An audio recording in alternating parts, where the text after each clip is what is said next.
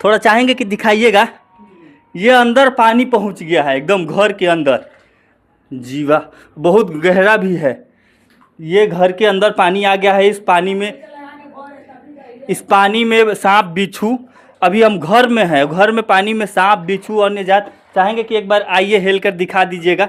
इनके अंदर से इनका पलंग दिखाते हैं, जिन पे ये माता जी सोती हैं, उनका उसका भी दृश्य दिखाते हैं कि किस पे ये सोती है। नीचे पानी है, नीचे दिखाइएगा कितना पानी भरा हुआ है। और इनका ये शिविर है जिन पे ये सोती हैं, और पंखा लगा हुआ है, इसी पे ये सोती हैं माता जी।